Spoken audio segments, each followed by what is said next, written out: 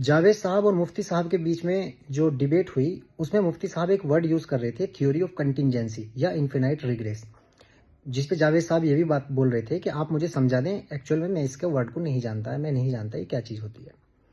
उस पर वो फंस भी रहे थे। तो मैं आपको आसान लैंग्वेज में समझाता हूँ ये होता क्या है। थ्योरी ऑफ कंटिंजेंसी का मतलब है कि इस दुनिया में जितनी भी चीज़ें बनी वो किसी न किसी चीज़ पे डिपेंडेंट है, यानी कि उनका कुछ ना कुछ कोज रहा। और जब हम ऐसे ही पीछे चलेंगे तो हम देखेंगे कि जो कुछ एक चीज़ है वो उसे किसी ने नहीं बनाया होगा, यानी कि वो सेल्फ क्रिएटेड होगी, तो वही गॉड है। आप इसे और आसान लैंग्वेज में समझें कि एक लाइन है जिसमें लोग एक दूसरे को धक्का दे रहे हैं, सब लोग एक दूसरे को धक्का दे रहे हैं। जब आप उस लाइन में पीछे की तरफ चलोगे तो आप देखोगे कि जो लास्ट वाला आदमी है उसे कोई भी धक्का नहीं दे रहा, यानी कि वो सबको धक्का दे रहा है। तो वो जो लास्ट में आदमी है जिसे कोई भी धक्का नहीं दे रहा, इसे ही थ्योरी ऑफ कंटिंजेंसी बोलते हैं, इसे ही गॉड बोलते हैं। देखिए, जावेद साहब ने कहा कि जो बिग बैंग हुआ उससे पहले गॉड क्या कर रहा था, तो मुफ्ती साहब ने इसका जवाब दिया कि बिग बैंग के बाद टाइम बना और स्पेस बना, उससे पहले हम कॉन्शियस ही नहीं है कि हम इस चीज को सोच सकें कि गॉड क्या कर रहा था। ये तो बिल्कुल इलॉजिकल जवाब है, क्योंकि टाइम जो बना है, स्पेस जो बना, वो तो बिग बैंग के बाद बना। तो मैं ये इस बात को सुनने के बाद मुझे ये लगा कि मुफ्ती साहब को भी साइंस फिजिक्स की नॉलेज नहीं थी, साइंस की नॉलेज नहीं थी, और ना ही जावेद साहब को थी। तो दोनों ही ऐसी तुक्के मार रहे थे। एक्चुअल में था क्या, स्पेस या टाइम जो है बिग बैंग के बाद नहीं आया, ये बिग बैंग से पहले ही था। आप ऐसे समझें कि एक गुब्बारे में आप हवा भर रहे हैं और गुब्बारे में जो स्पेस बन रहा है, आप सोच रहे हो कि गुब्बारे में हवा भरने के बाद स्पेस बना, पर लेकिन जब आप गुब्बारे से बाहर जाओगे तो आप देखोगे कि स्पेस और टाइम तो पहले से ही मौजूद है। तो बिग बैंग जो हुआ है वो टाइम के अंदर हुआ है, और स्पेस जो है वो भी टाइम के, बिग बैंग जो हुआ है स्पेस के अंदर हुआ है। तो अब अगर टाइम और स्पेस ऑलरेडी मौजूद था पहले से ही, तो ये तो एटर्नल है, ये तो पहले से ही बहुत मौजूद है।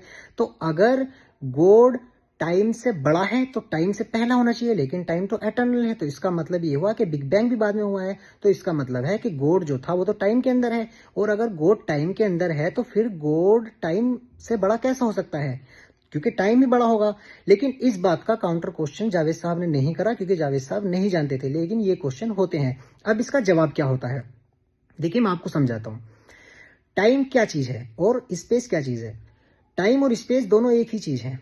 स्पेस जो है वो इलेक्ट्रॉन की वेव है, एक फैब्रिक की चादर है और इलेक्ट्रॉन की वेव है। इलेक्ट्रॉन क्या है, इलेक्ट्रॉन है एक पार्टिकल, इलेक्ट्रॉन पार्टिकल है, और जब पार्टिकल है तो पार्टिकल एनर्जी है। तो अब साइंस क्या बोलता है कि एनर्जी को ना ही बनाया जा सकता है और ना ही खत्म किया जा सकता है।